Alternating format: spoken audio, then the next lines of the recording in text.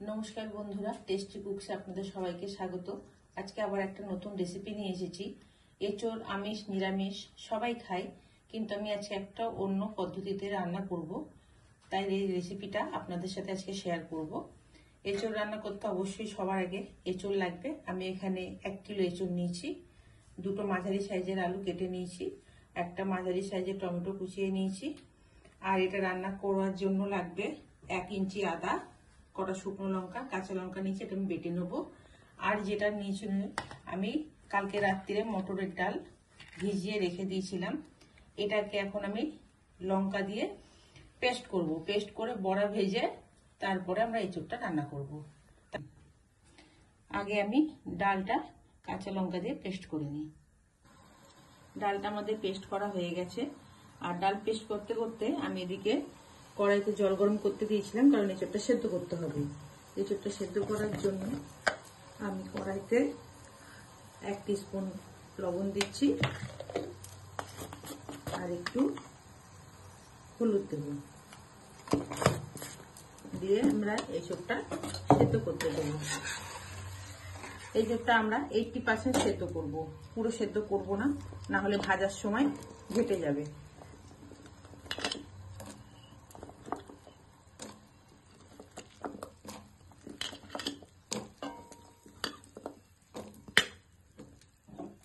এঁচোড়টা সেদ্ধ হোক, আমরা ততক্ষণে ডালের মিশ্রণটার মধ্যে স্বাদ অনুযায়ী লবণ, 1/2 টিস্পুন লবণ, নুন ঝাল মিষ্টি এটা আপনারা আপনাদের স্বাদ মতন দেবেন। হলুদ দেব, যেহেতু মটর ডালের বড়া তাই এটাকে আমি একটু মিষ্টি দেবো, 2-4 দানা চিনি এর মধ্যে আমি দেব, 1/2 টিস্পুন মতন চিনি। এটা মিশিয়ে নিয়ে আমি বড়াগুলো ছোট ছোট করে ভেজে নেব। এদিকে বড়ার মিশ্রণটা আমি রেডি করে নিয়ে ভাজবো, তার আগে আমি এই আদা লঙ্কাটা পেস্ট করে নেব। আমাদের এঁচোড়টা সেদ্ধ করে নেওয়া হয়ে গেছে, এই যে দেখুন এরকমই সেদ্ধ করেছি। এটাকে ভাজবো। আর এদিকে এই বড়াগুলো ভেজে নিয়েছি, আর এদিকে বড়া ভাজার তেলের মধ্যেই এখন আমরা আলুগুলো ভেজে নেব। আলু এঁচোড় দুটোই ভেজে নেব। আমাদের এই মশলাটাও পেস্ট করা হয়ে গেছে, আদা জিরে কাঁচা লঙ্কা শুকনো লঙ্কা এটা দিয়ে রান্না হবে।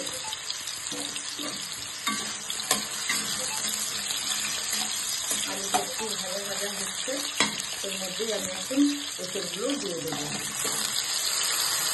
দিয়ে এগুলো একটু একসাথে ভাজা করে নেব। আলু আর এঁচোড়টা আমাদের ভাজা হয়ে গেছে, এবার এটা আমরা উঠিয়ে নেব। এবার এই তেলের মধ্যেই আমি 2টো তেজপাতা, 2টো শুকনো লঙ্কা আর 1/4 টিস্পুন গোটা জিরে ফোড়ন দিয়ে দিলাম। এবার এই ফোড়নের মধ্যে তেলের মধ্যেই আমি টমেটো কুচিগুলো দিয়ে দিচ্ছি।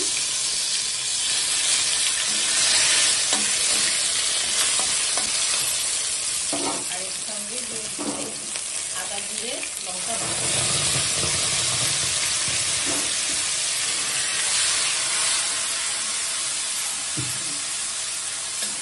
এবার এই মশলাটা আমরা ভালো করে কষিয়ে নেবো। এর মধ্যে আমি স্বাদ মতো নুন হলুদ দেবো, দিয়ে ভালো করে কষিয়ে নেব। দেখুন আমাদের মশলা থেকে অল্প অল্প তেল ছাড়তে শুরু করেছে। এবার এর মধ্যে আমি আলুটা এঁচোড়টা দিয়ে ভালো করে কষিয়ে নেব। আর এখানে আমি যে জিরে বাটাটা দিয়েছি, আমি কিন্তু 1/2 টিস্পুন জিরে গুঁড়ো দিয়েছি, পরিমাণটা বলে দিলাম আমি। এটাকে আমরা এখন খুব ভালো করে কষিয়ে নেব। দেখুন আমাদের আলু আর এঁচোড়টা কষানো হয়ে গেছে। এবার দেখুন আমাদের আলু আর এঁচোড়টা কষানো হয়ে গেছে। এবার এতে আমরা পরিমাণ মতন জল দিয়ে দেবো।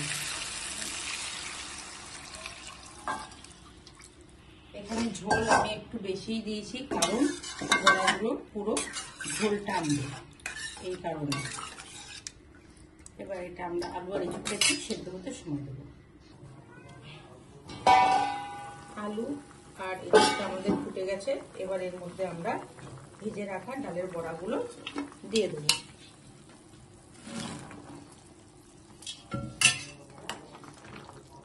দিয়ে এটাকে আরো ভালো করে ফুটতে দেবো। এঁচোড়টা আর আলুটা একটু সেদ্ধ হলো আর একটু। এখন আমরা এটাকে আবার ঢেকে দেবো।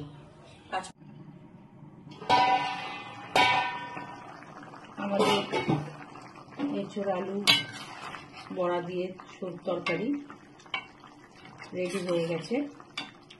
এই দেখুন, এঁচোড়ও সেদ্ধ হয়ে গেছে, আলুও সেদ্ধ হয়ে গেছে, বড়াগুলো দেখুন ঝোলে ফুলে উঠেছে। এবার এর মধ্যে আমরা গরম মশলা দেব। যেহেতু নিরামিষ তরকারি সেই জন্য হাফ টিস্পুন মতন চিনি এতে আমি দেব। এটা অপশনাল, আপনারা চাইলে দিতেও পারেন, নাও দিতে পারেন, কিন্তু দিলে ভালো লাগবে। আমি এরকমই ঝোল রাখবো, কারণ বড়াগুলো আরো ঝোল টানবে, এই জন্য আমি এরকমই ঝোল রাখবো। তাই আমার এই তরকারিটা রেডি হয়ে গেছে। সব শেষে আমি এর মধ্যে 1 টিস্পুন ঘি দেবো, দিয়ে এটাকে ভালো করে মিশিয়ে দেব। এবার এটাকে ঢেকে আমি 5 মিনিট স্ট্যান্ডিং টাইম দেবো। গ্যাসের ফ্লেমটা আমি অফ করে দিলাম। 5 মিনিট স্ট্যান্ডিং টাইম আমাদের হয়ে গেছে। এই দেখুন, আমাদের বড়া দিয়ে এঁচোড় আলুর তরকারি রেডি। বেশি জোরে নাড়া যাবে না, বড়াগুলো ভেঙে যাচ্ছে। এই দেখুন, আমাদের এঁচোড় সেদ্ধ হয়ে গেছে। এই যেইটুকুনি ঝোল আছে, এতটুকু ঝোল আমার লাগবে, আমি এই জন্য ঝোলটা রেখেছি। আপনারাও এইভাবে বাড়িতে বানাবেন, বানিয়ে খাবেন, খেয়ে জানাবেন আমাকে কেমন লেগেছে। আর আমার এই রেসিপিটা যদি আপনাদের ভালো লেগে থাকে তাহলে অবশ্যই লাইক, শেয়ার ও সাবস্ক্রাইব করবেন। ধন্যবাদ আমার এই ভিডিওটি দেখার জন্য। সবাই ভালো থাকবেন, সুস্থ থাকবেন। নমস্কার।